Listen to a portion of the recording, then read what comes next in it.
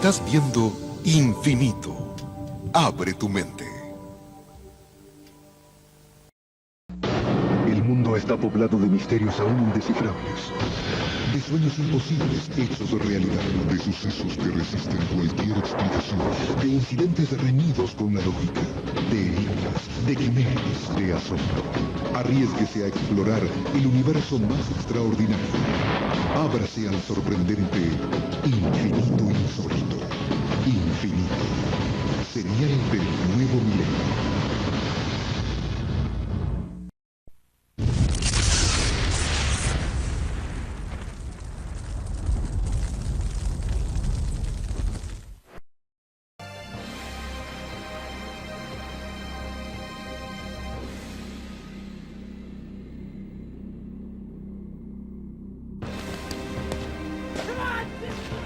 La guerra, quizá la fuerza motora de la historia humana. El objeto de la guerra es vencer, pero ¿depende la victoria solo de la fuerza? Este arma asombrosa dominó la primera batalla decisiva entre Oriente y Occidente. ¿Venció solo por su poder? Este ejército era el mejor equipado del mundo. ¿Por qué entonces fue derrotado y humillado? Esta obra maestra de la ciencia estaba destinada a acabar con una guerra. Pero ¿por qué en cambio llevó al mundo al borde del desastre?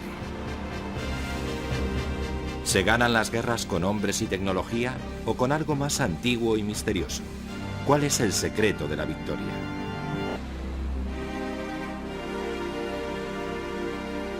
Una de las imágenes más perdurables de la guerra, la bandera americana izada en la isla de Iwo Jima en febrero de 1945.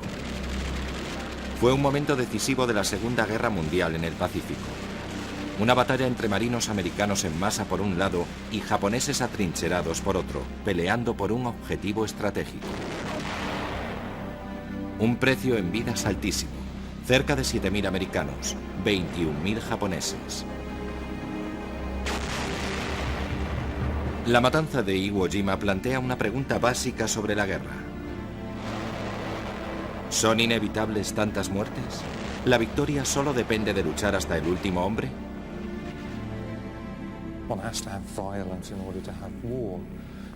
Para que haya guerra tiene que haber violencia. La guerra es un negocio donde hay mucho en juego. Entre otras cosas, la vida humana. Así que hay que hacerlo bien. Los políticos y militares tienen que pensar muy bien lo que intentan conseguir. Pero en la confusión de la guerra, ¿se puede pensar con claridad? ¿O existe una sabiduría misteriosa, unas reglas de la guerra que determinan quién gana y quién pierde?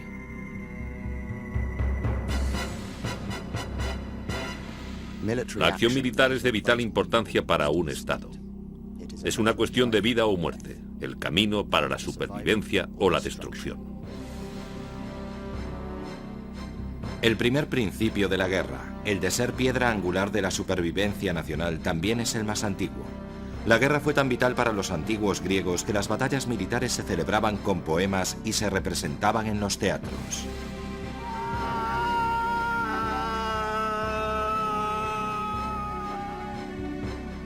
Tierra de Persia, tu prosperidad ha sido destruida. La flor de los persas se ha marchitado, toda su fuerza se ha perdido. Las playas de Salamina están cubiertas de cadáveres. En su obra Los persas, Esquilo describe la primera batalla decisiva de la historia, la de Salamina, entre griegos y persas. Estamos en el siglo V a.C. Bajo el rey Jerjes, el poderoso imperio persa se expande hacia el oeste. Su enorme ejército y su flota ya han derrotado a los griegos en las Termópilas. Ahora a Jerjes le queda por librar una última batalla para lograr la victoria total. Salamina fue la última oportunidad de los atenienses de sobrevivir a la apisonadora persa. Durante los 50 años anteriores, los persas habían creado el mayor imperio del mundo y Grecia sería su siguiente conquista. Los atenienses lucharían desde sus barcos en el mar y si eran derrotados, lo perderían todo. Los atenienses llevan las de perder. Para vencer a Jerjes necesitan astucia y un arma secreta.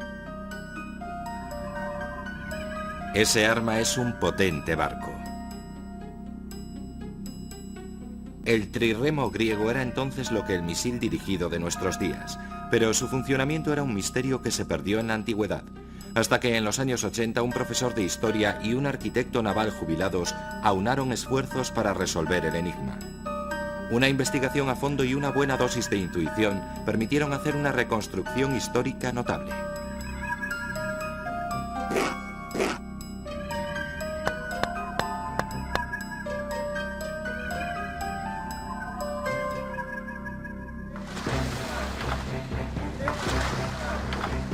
Esto, nunca visto en 2000 años, es el arma secreta de los griegos.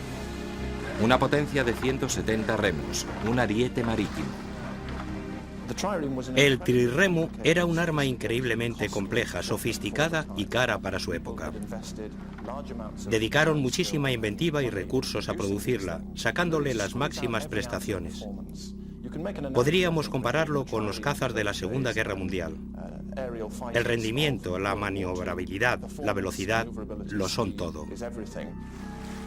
Cuando en el 480 a.C. los persas avanzaban, los griegos tenían 300 trirremos preparados, pero la flota persa era el doble de grande. Para derrotarla, los griegos necesitaban no solo arietes, sino también genio táctico.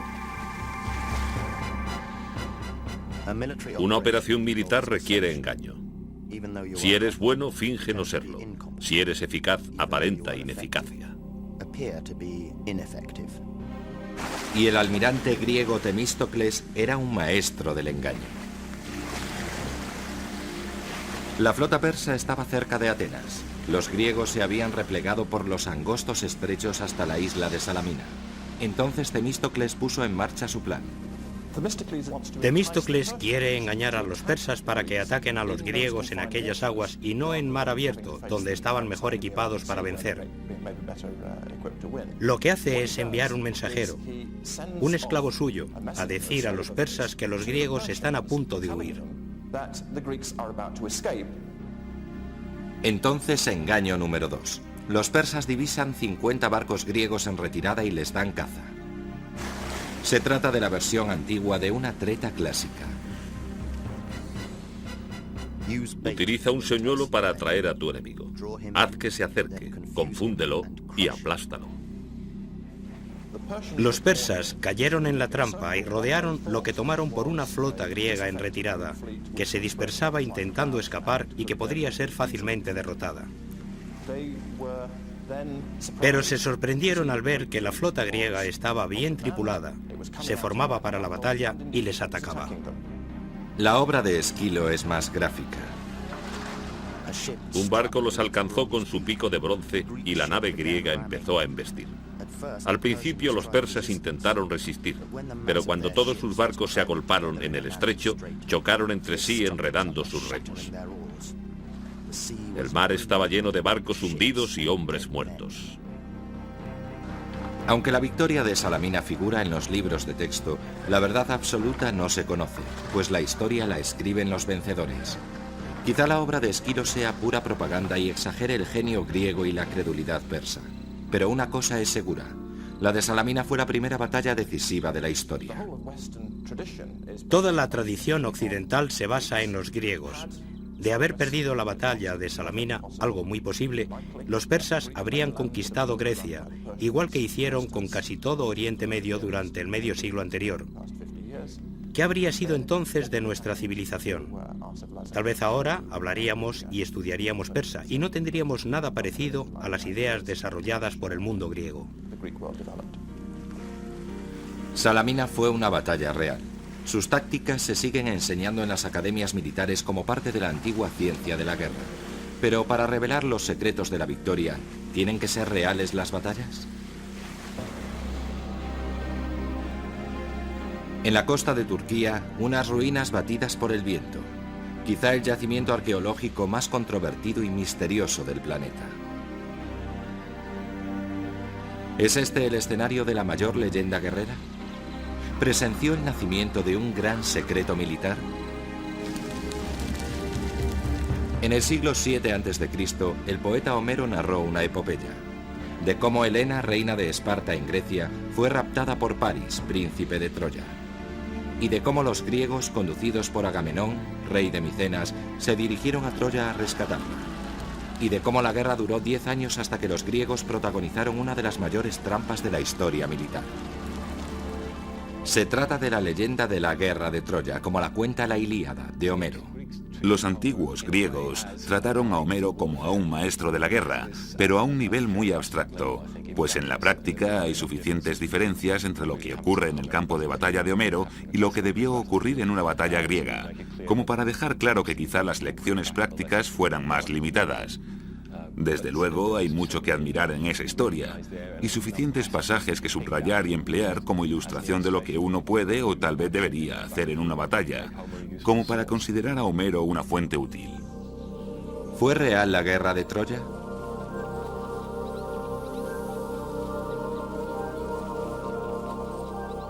Los arqueólogos llevan más de 100 años trabajando en las ruinas de Troya, en Hisarlik. Han encontrado restos de 9 ciudades distintas que se remontan hasta la Edad de Piedra. La leyenda de Homero se sitúa a principios del siglo XIII a.C. Son los niveles 6 y 7 de la ciudad. Troya 6 era una ciudad magnífica. Construida sobre el 1900 a.C., tenía enormes murallas y atalayas, tal como las describe Homero. Pero según parece, no la destruyó la guerra, sino un terremoto en torno al 1260 a.C. Los supervivientes erigieron una nueva ciudad sobre sus ruinas. Troya 7, que era mucho más pobre. Las casas estaban apiñadas, tenían calderos de la Edad de Bronce y despensas excavadas en el suelo. Da la sensación de una ciudad sitiada. ¿Asediada por los griegos, tal vez? Los indicios sugieren que la ciudad fue saqueada y arrasada. Pero la fecha está equivocada. Cuando cayó esta Troya, Grecia estaba sumida en el caos, incapaz de organizar una guerra exterior. ¿Fue alguna de estas ciudades la Troya de Homero? Los indicios arqueológicos dicen que no. Pero existe otra pista sobre el suceso más misterioso de aquella guerra legendaria. Según la leyenda, los griegos construyeron un caballo de madera, escondieron en su interior a sus mejores guerreros y fingieron la retirada. Los troyanos tomaron el caballo por un regalo de los dioses y lo metieron en la ciudad.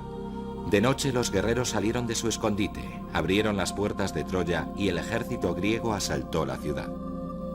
Pero para los griegos el caballo era algo más que un animal. Representaba la presencia de un dios en la tierra, Poseidón, dios de los terremotos.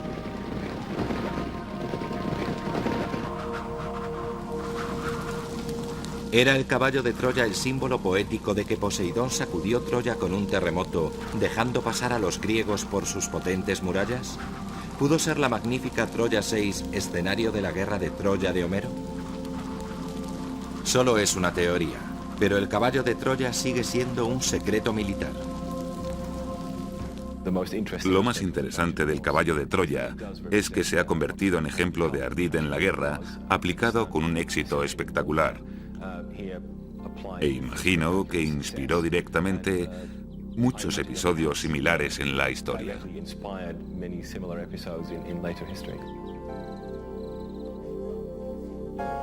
A estos niños les enseñan una leyenda militar del siglo XX. La invasión de Normandía el día D, en 1944.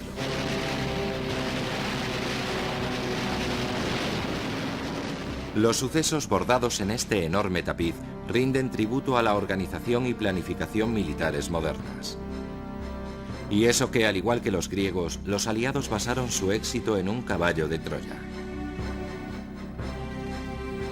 Norte de Francia. En el último año de la Segunda Guerra Mundial, este litoral era tan inexpugnable como los muros de Troya. Hitler esperaba una invasión aliada e hizo de Francia una fortaleza. Hitler quería levantar una especie de muralla alrededor de toda Francia para que fuera impenetrable. Quería convertir a Europa en un verdadero castillo que habría que asediar. Y se dio cuenta de que el Canal de la Mancha sería como un gran foso muy difícil de cruzar. El nombre en código de la operación para romper la fortaleza europea era Señor Feudal. Desde su cuartel general en el sur de Inglaterra, el general Eisenhower la planeaba a fondo. Estudiar el terreno, examinar la distancia, la dificultad, la dimensión y la seguridad. Averiguar cómo eran las defensas alemanas, cómo estaban desplegadas sus tropas y cómo atacar las playas del norte de Francia fue una obra maestra de organización y valor. A la caída de la noche, los comandos se deslizaron hasta la costa enemiga para cerciorarse de que la arena soportaría el peso de los tanques aliados. La BBC pidió a sus oyentes fotos de vacaciones para que los cartógrafos aliados pudieran levantar planos detallados del terreno de la invasión. Y la resistencia francesa espió los búnkeres y nidos de ametralladoras alemanes. En Huyeran, un pueblecito cerca de Caen, vivía un anciano que había combatido en la Primera Guerra Mundial. Estaba ciego. Los alemanes lo conocían bien. Le dejaban pasear por la playa como de costumbre. Llevaba bastón y le guiaba un niño pequeño de 7 u 8 años. El crío le describía todo lo que veía. Por la noche, el ciego repetía a su mujer cuanto le había dicho el niño. Ella preparaba el informe y lo enviaba a Londres.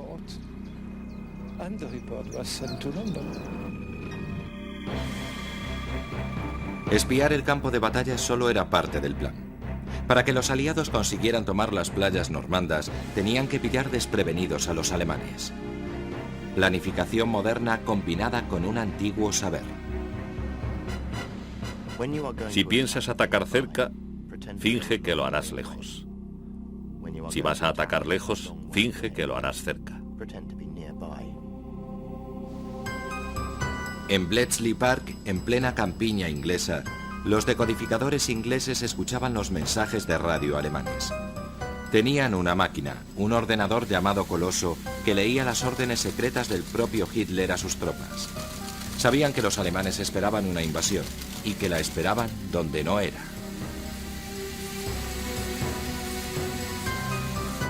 El plan aliado consistía en transportar un gran número de soldados y material unos 150 kilómetros por el Canal de la Mancha hasta Normandía. Pero los alemanes creían que americanos, británicos y canadienses tomarían un camino más corto hasta Calais. El truco estaba en conseguir que los alemanes llegaran a la conclusión equivocada. El alto mando británico estaba convencido de que si los alemanes sabían de antemano dónde desembarcarían los aliados, la operación fracasaría. Así que urdió un complejísimo plan de desinformación.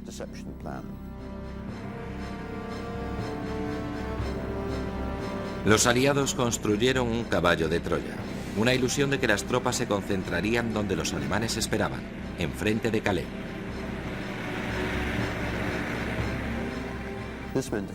Esto supuso construir falsas instalaciones, claro.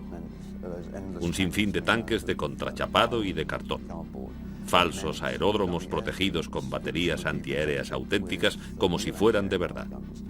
El resultado fue que los aviones de reconocimiento alemanes que conseguían pasar sobrevolaban el ejército fantasma. Por supuesto, los aviones de reconocimiento que penetraron más al oeste, donde estaban concentradas las fuerzas aliadas de verdad, eran derribados.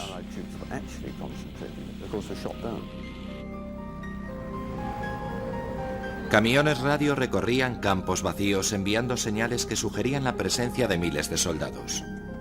Sabían que los alemanes las interceptarían. Y para completar el cuadro, la Operación Doble Cruz. Desde el interior de la propia Inglaterra, los alemanes recibían mensajes de espías que habían infiltrado años antes, solo que ya no eran sus espías. Cada vez que se capturaba a un agente, era llevado a la prisión de Wandsworth, donde se le planteaba una lección muy básica. O le ejecutábamos o trabajaba para nosotros. Alguno de ellos optó por la ejecución, y así se hizo.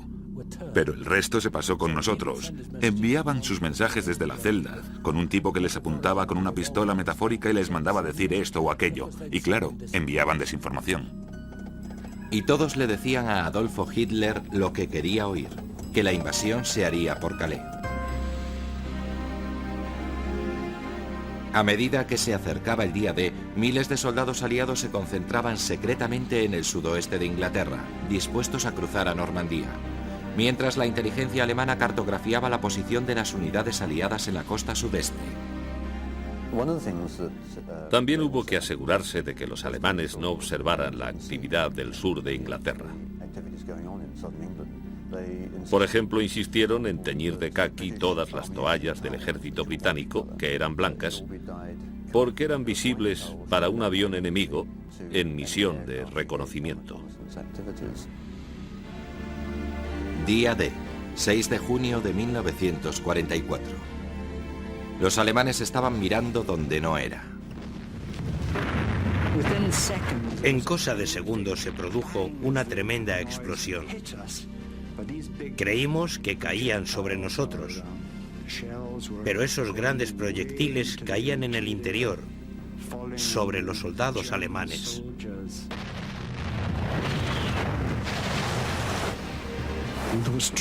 Las tropas estaban saltando y me dije, pobres diablos, espero que lo consigan. No me decidía a saltar del barco porque me parecía suicida. Había gente a 30 metros de nosotros, en casas y hoteles, disparándonos con ametralladoras. Corrimos por toda la playa con ese ruido infernal. Fue aterrador. Los cadáveres de soldados canadienses se amontonaban en la orilla. El día D abrió el camino hasta Berlín y hacia la victoria aliada en Europa. Fue una operación tan bien planeada, un caballo de Troya tan fácilmente aceptado, que los alemanes se negaron a verlo venir. El día antes del desembarco del día D, se envió un mensaje especial a la resistencia francesa que los alemanes tendrían que interceptar a la fuerza. Efectivamente, un joven oficial así lo hizo y fue a ver a sus superiores diciendo: miren, en este mensaje dice que los aliados invadirán mañana. Es un mensaje radiado por la BBC. ¿Qué les parece? Y el comandante dijo: no sea absurdo, ningún gobierno transmitiría sus intenciones por la radio nacional. Es un disparate. Así que la única persona que podía convencer a los alemanes de que el día D estaba a punto de llegar y que les habría permitido concentrar sus fuerzas no pudo hacerse escuchar. Tácticas elaboradas, juegos de engaño, secretos de la guerra. Pero el éxito militar no depende solo de astutas maniobras, sino también de armas inteligentes.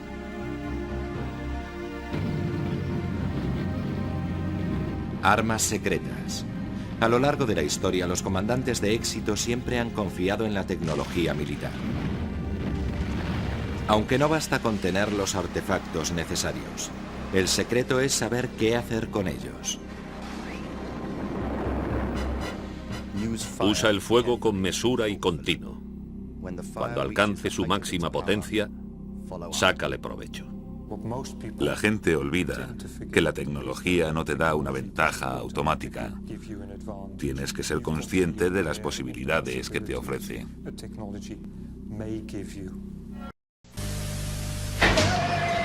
Regresaremos con más Infinito Insólito.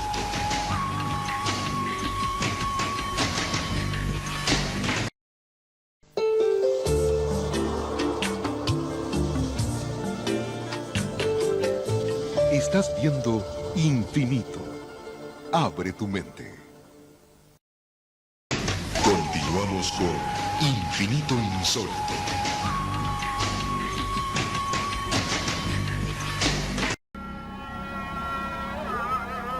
Estambul, en tiempos llamada Constantinopla, capital del Imperio Bizantino, que durante 1000 años dominó el Mediterráneo oriental. Buena parte de la fuerza del imperio procedía de un arma secreta.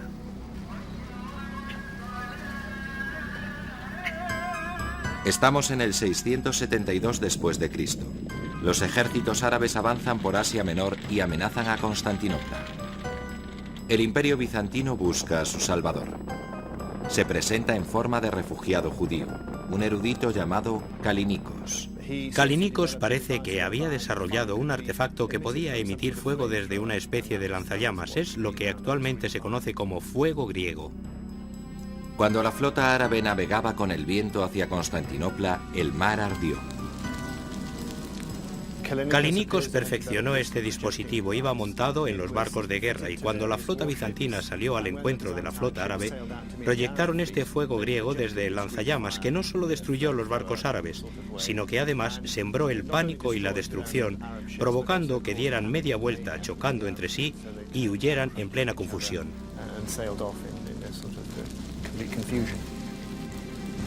¿Qué arma misteriosa pudo prender fuego al mar? Es un contenedor de bronce lleno de petróleo bruto. Se sella y se coloca sobre un brasero o un hogar de forma que el petróleo se caliente lo suficiente para elevar la presión dentro del contenedor. Después, a través de la válvula, se puede extraer el petróleo por el conducto y cuando entra en contacto con el oxígeno arde espontáneamente. Pero la tecnología sigue el ritmo de las ansias de conquista. Al cabo de 1000 años, Bizancio y el fuego griego encontraron la horma de su zapato, la pólvora.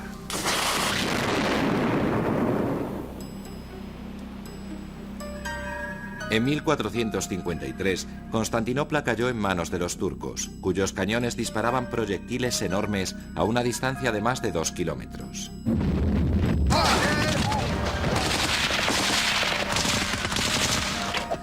Mientras haya guerras, habrá carrera de armamento.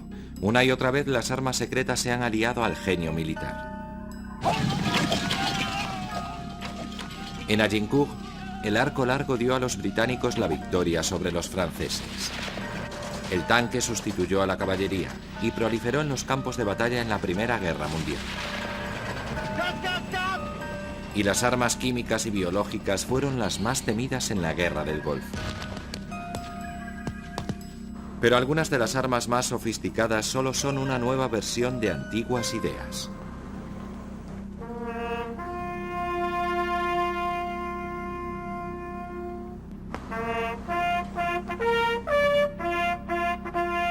El barco más famoso de la historia británica.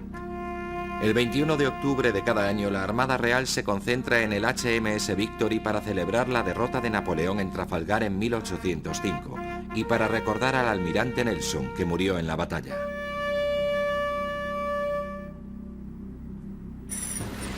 Fue un héroe nacional y un maestro de la táctica. La aniquilación de los franceses en la batalla del Nilo y de los daneses en la batalla de Copenhague por Nelson figuran entre las mayores victorias navales de la historia. La habilidad de Nelson residía en el uso imaginativo de sus cañones, y en especial de la bala de cañón que rebotaba. Los cañoneros de aquella época usaban esa bala para aumentar su alcance. Rebotando, puedes recorrer otros cuantos cientos de metros y mantenerte fuera del alcance de la artillería enemiga. Una idea que se resucitaría siglo y medio después en una operación espectacular. Se han rescatado del mar restos de un arma secreta en la costa de Norfolk, al este de Inglaterra. Estos objetos oxidados eran prototipos de una bomba única de la Segunda Guerra Mundial, una bomba diseñada para atacar un blanco muy especial. La máquina de guerra de Adolfo Hitler dependía de la producción de armamento, principalmente en las acerías del Valle del Ruhr, en Alemania Occidental. La energía de las fábricas de armamento procedía de 3 presas hidroeléctricas. Las presas eran un blanco potencial desde 1937. Incluso antes de la guerra, las autoridades decidieron que había ciertos objetivos estratégicos en Alemania que podían ser atacados y que de hacerlo con éxito supondrían un gran golpe para la maquinaria de guerra enemiga. Pero habría sido imposible destruir las presas con los medios convencionales. Las bombas normales no eran lo bastante precisas o potentes como para acabar con miles de toneladas de hormigón. Los aliados necesitaban algo especial. Se lo proporcionó un genio británico de la aeronáutica, Barnes Neville Wallace. Comprobó que solo había una forma de aplicar la cantidad precisa de explosivo en el lugar exacto. Como ya hiciera Nelson, lo haría rebotar hasta el blanco. La bomba rebotadora lanzada a una altura y con una velocidad del aire específicas haría impacto en el agua y se desplazaría hacia la presa en rebotes menguantes. Cuando se hundiera, se quedaría pegada al muro de contención, girando todavía, hasta alcanzar la altura óptima para que las pistolas hidrostáticas explotaran y abrieran un boquete en pleno muro. La bomba la lanzaría el poderoso Lancaster, orgullo de la flota de bombarderos inglesa. Lo haría de noche, desde 20 metros de altura sobre el agua, en el momento exacto y a la distancia crítica. El 16 de mayo de 1943, al caer la noche, despegaron las 19 mejores tripulaciones del Escuadrón 617 en la misión de bombardeo más audaz de la Segunda Guerra Mundial.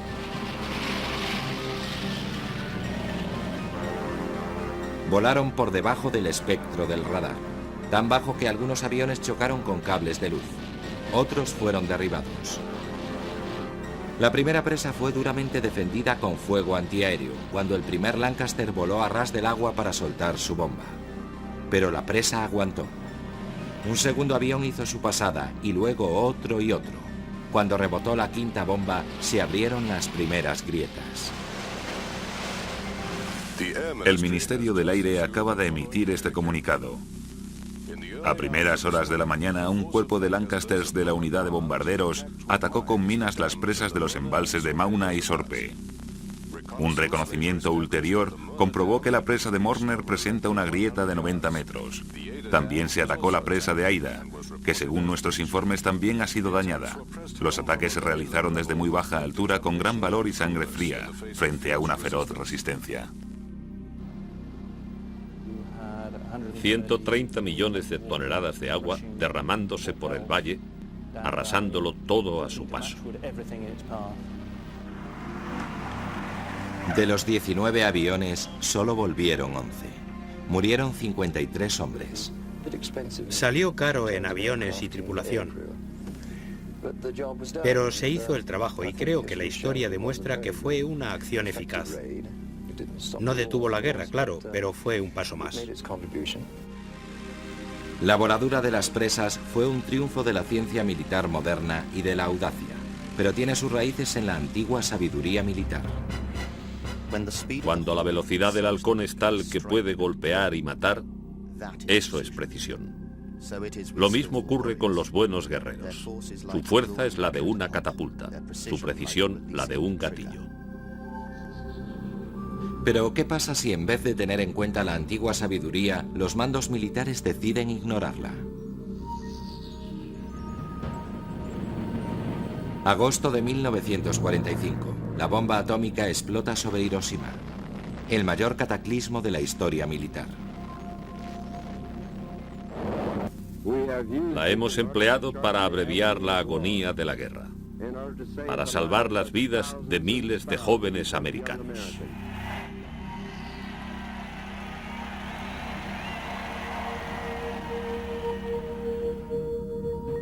El uso de un arma aterradora para evitar un derramamiento de sangre parece una decisión lógica, ¿o no? Quizá la decisión de usar la bomba encierre más misterio del que parece. ¿Era necesario destruir 2 ciudades con blancos civiles en su mayor parte? ¿Era necesario o podían haber ganado la guerra sin hacer eso? Creo que esa es la pregunta fundamental. Recientemente los investigadores han profundizado en el misterio de la bomba. Quizá había 2 motivos para usarla. Uno, el anunciado públicamente, el otro, secreto. En Los Álamos, Nuevo México, algunas de las mentes más brillantes del planeta llevaban 2 años buscando la forma de convertir la teoría atómica en una realidad militar. Pero el tiempo se agotaba. Se intentó lanzar la bomba porque la guerra tocaba a su fin. Al general Grubbs, jefe del proyecto Manhattan, le preocupaba que acabara la guerra antes de que se pudieran fabricar y lanzar las bombas. Y estuvo a punto de ser así. En verano de 1945, la Segunda Guerra Mundial casi había terminado en el Pacífico, y los japoneses lo sabían. Las victorias americanas de Iwo Jima y Okinawa habían colocado a las fuerzas aliadas en posición de invadir el propio Japón. Los rusos también planeaban sumarse al asalto final. Los japoneses buscaban activamente la paz. En Washington había dos opciones sobre la mesa para asegurar la rendición japonesa. Está claro que había un modo o varios de acabar con la guerra sin una invasión y sin la bomba atómica. Concretamente, dando garantías de que no se tocaría al emperador japonés, su dios emperador, y con la entrada de los rusos en liza. Eran medidas disponibles. La otra opción consistía en usar la bomba y luego, en caso necesario, decir a los japoneses que podían quedarse con su emperador. La opción de la bomba era la preferida, como dijo un historiador. ¿Por qué, habiendo una solución diplomática, los americanos optaron por la bomba? La respuesta al misterio quizá resida en uno de los estadistas más influyentes y menos recordados del siglo XX. James Burns, secretario de Estado del presidente Truman. Se mire por donde se mire, en la decisión de acabar o no la guerra por la negociación o haciendo entrar a los rusos, él es la figura clave. Es James Burns quien controlaba la toma de decisión a tomar. A Burns no le preocupaban tanto los japoneses, que estaban derrotados, como la Unión Soviética. Stalin ya estaba cerrando su garra sobre Europa del Este. Ahora también amenazaba al Pacífico. Si América quería dominar el mundo de la posguerra, tenía que dar una lección a los rusos. Para él, la bomba era un instrumento de presión en su negociación con los rusos. Como una espada de Damocles sobre ellos, se supone que dijo Truman. Para mantenerlos a raya, diría otra persona. Él pensaba en Rusia y en el mundo de la posguerra y en su propio poder como secretario de Estado en un mundo destruido. Con ella, los Estados Unidos se alzarían como primera potencia mundial y él, como secretario de Estado, dispondría de ese nuevo armamento. Los historiadores sostienen que la bomba atómica no se usó para derrotar a Japón, sino como advertencia a los rusos. Una opinión polémica. No creo que por entonces Truman fuera consciente de que el siguiente conflicto que afrontarían los Estados Unidos sería con la Unión Soviética. Y aunque lo supiera, aún creía que las bombas atómicas eran un arma más. Todavía no eran algo especial como lo son hoy en día.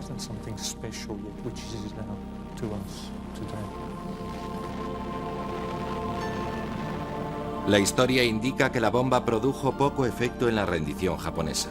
Pese a ella, los rusos entraron en guerra. Los japoneses consiguieron lo que siempre quisieron, la supervivencia de su emperador. Y en Washington el Estado Mayor admitió en privado lo que nunca podría admitir en público. Ninguno de ellos defendió jamás la necesidad militar de usar la bomba. Como repetía Truman durante la posguerra, esto no es un arma militar. Puede destruir a la gente, pero no puedes ganar guerras con ella. Pero sí puedes iniciar una guerra. Y es que la fabricación y el uso de la bomba atómica lanzó un reto a la Unión Soviética. Con ello se ignoró un principio básico del antiguo arte de la guerra. A un ejército acorralado hay que darle una salida. No presiones a un ejército desesperado. En vez de acabar una guerra, la bomba atómica empezó otra. La Guerra Fría que aterrorizó al mundo durante medio siglo.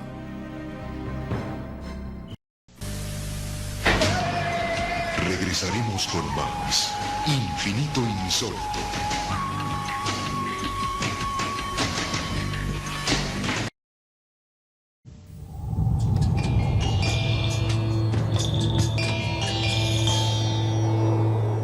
Estás viendo Infinito.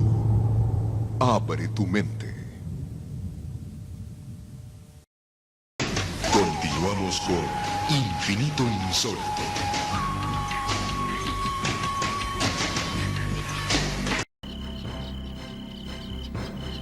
Este es el Valle de la Muerte, un campo de batalla en Crimea junto al Mar Negro, en Rusia. Es la escena de una operación de caballería británica inmortalizado en la poesía, La carga de la caballería ligera. Media legua, media legua, media legua más. Por el Valle de la Muerte corren 600 jinetes. Nunca su gloria se desvanecerá. Salve a la caballería ligera, a los 600 nobles. Miró hacia abajo y vio al enemigo tomar... Los descendientes actuales de la caballería ligera siguen contando la historia de la carga. Ahora capturaré el cañón porque es un signo de victoria y para ello desplegaré a la caballería ligera. Es una historia de valor y de victoria, arrancada de las fauces del desastre. Lo que quiero decir es que fue un lío absoluto. La carga de la caballería ligera ignoró siglos de ciencia militar. Cuando los generales son débiles y carecen de autoridad, y las instrucciones no son claras, se induce el motín. 1854. Los británicos luchan con los rusos por el control del Mar Negro. Los rusos han capturado posiciones de artillería británica en las colinas próximas a la ciudad de Balaclava. El comandante británico Lord Raglan se ve obligado a vengarse. Raglan sabe que sería una vergüenza dejar que capturen sus cañones en la batalla, así que tienen que hacer algo al respecto. Ordena a la caballería que vuelva a tomar las colinas. Pero los comandantes de caballería de Raglan, Lord Lucan y Lord Cardigan, se odiaban mutuamente. En una grotesca falta de comunicación, malinterpretan la orden y dirigen la caballería ligera hacia un objetivo equivocado. Lord Lucan cabalga hasta Lord Cardigan y le ordena que ataque desde el valle norte, cuando 3 de sus flancos están siendo defendidos por la infantería y la artillería rusas. Al ejército le gustan los lugares altos y le disgustan las tierras bajas. Es una orden suicida. Lord Cardigan pide una aclaración a Lucan y le dice: «Señor, es una operación muy peligrosa. ¿De verdad debemos hacerlo?» Y Lord Lucan le contesta: «Esas son sus órdenes, limítese a cumplirlas». Lo sucedido después se sigue recreando hoy en día en las paradas militares inglesas. La carga emprendió la marcha al paso y siguió al trote. Y cuando llevaban bajando un corto trecho del valle, los rusos abrieron fuego de artillería a un lado, y poco después de frente, y después el otro lado. Entonces los hombres cometieron un error clásico en una operación militar: entrar en fuego cruzado. Evidentemente cabalgaban en formación, es decir que un disparo puede atravesar a un hombre y herir al siguiente. Así se produjo la carnicería contra la caballería ligera antes de que alcanzara su objetivo.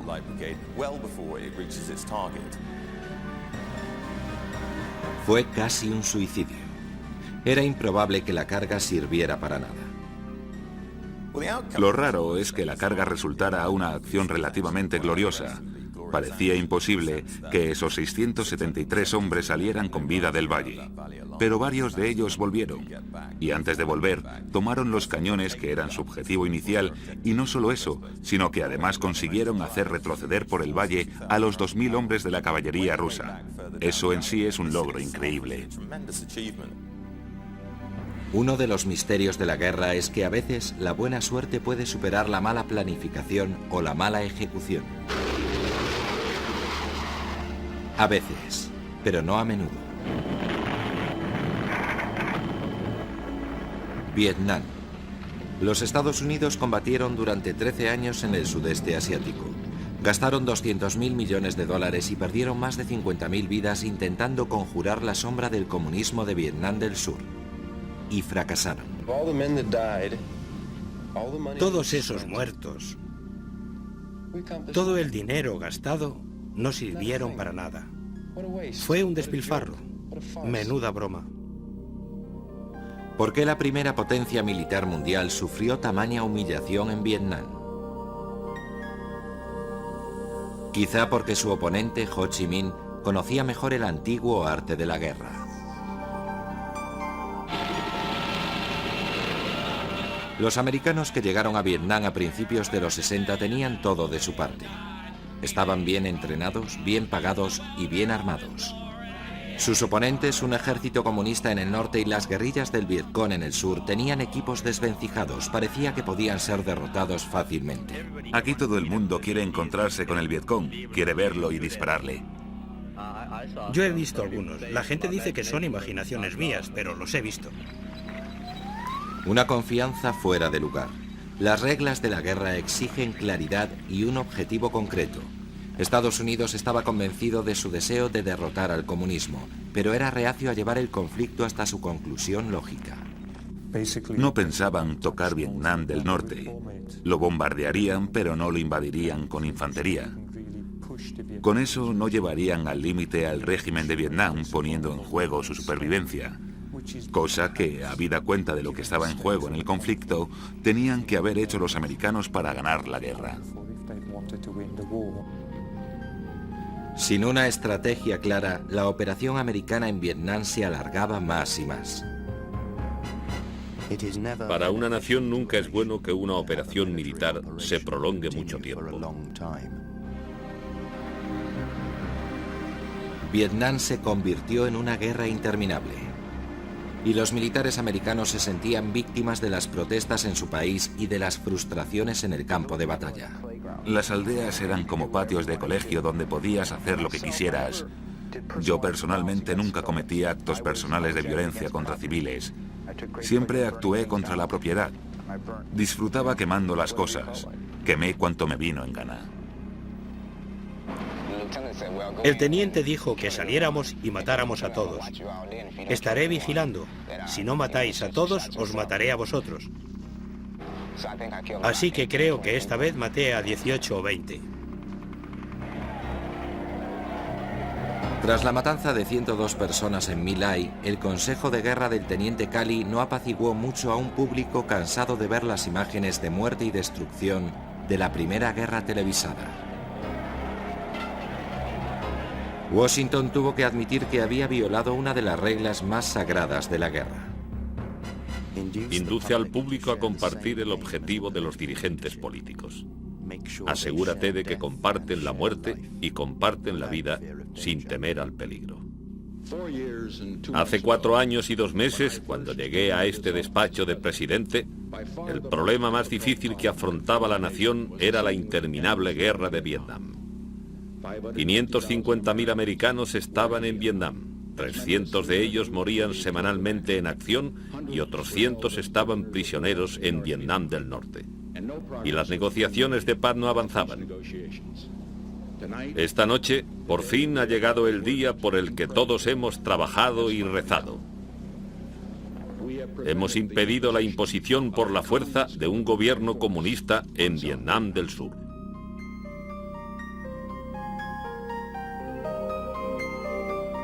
Unos Estados Unidos escarmentados firmaban un acuerdo de paz con los norvietnamitas en 1974, pero en ese, como en otros tantos aspectos de la guerra, Washington entendió mal a su enemigo. Desde luego, se subestimó la determinación de los norvietnamitas.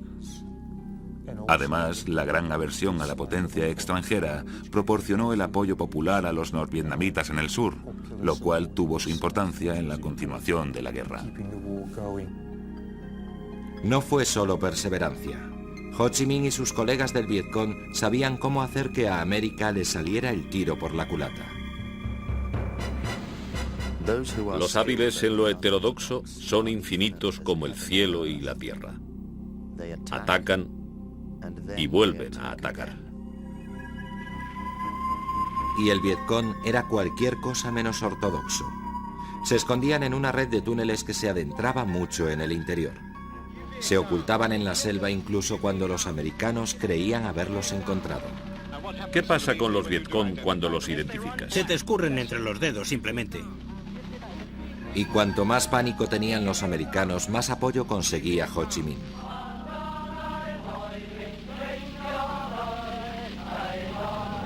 En 1974 el norte comunista marchó sobre Saigón, capital del sur. Fue el fin de una lucha por la unificación nacional iniciada en los años 50. Fue un tributo a la comprensión que Ho Chi Minh tenía de un hecho fundamental. La victoria no depende tanto de las fuerzas humanas y la tecnología como de la sabiduría. La buena aplicación de leyes secretas de la guerra que se remontan a hace miles de años.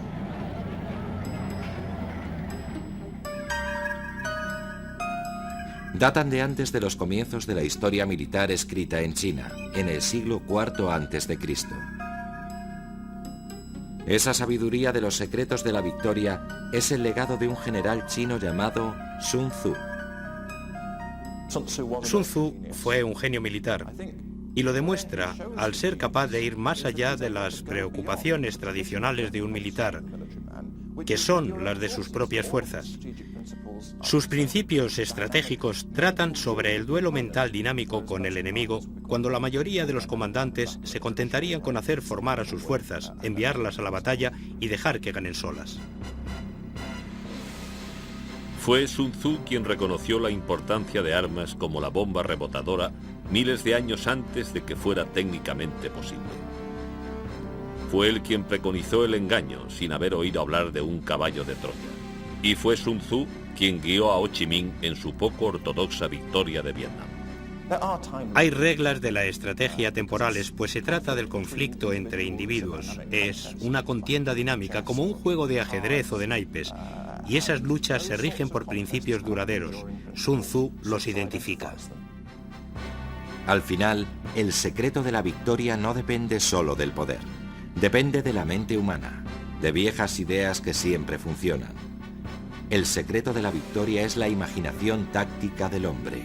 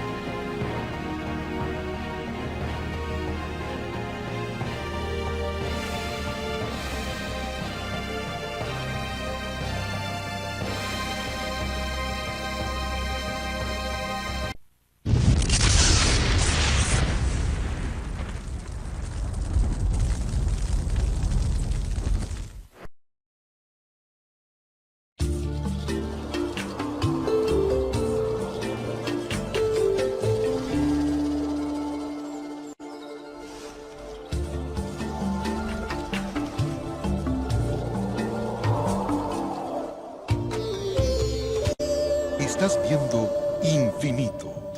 Abre tu mente.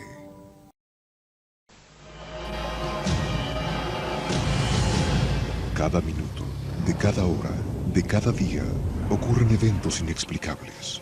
Incidentes, fenómenos, encuentros, ritos, experimentos. Cada día, cada hora, cada minuto, cada 60 segundos, se revela una vida llena de misterios. Ahora un canal trata de dar luz a todo. Un canal que indaga los misterios del universo. Un canal que se aventura en territorios desconocidos. Un canal que explora las preguntas que definen nuestra existencia. ¿Estamos solos en el universo? ¿Existe la vida después de la muerte? ¿Quién construyó las pirámides? ¿Se puede predecir el futuro? ¿Podemos mover objetos con nuestra mente? ¿Existe el infierno? ¿Se acabará el mundo en el año 2000? ¿Es la historia una gran mentira? Para cada pregunta hay una respuesta, pero ¿hasta dónde estamos dispuestos a llegar para encontrar la verdad? Desde Machu Picchu al Chupacabra, desde los aztecas al Zodíaco, desde los extraterrestres a los ángeles. Esto es Infinito, un viaje hacia lo desconocido, una exploración de lo inexplicable. Ningún lugar es muy remoto, ninguna pregunta muy extraña, ningún misterio está fuera de nuestros límites. Escuche lo inesperado, descubra lo oculto, experimente lo desconocido. Infinito, señal del nuevo milenio.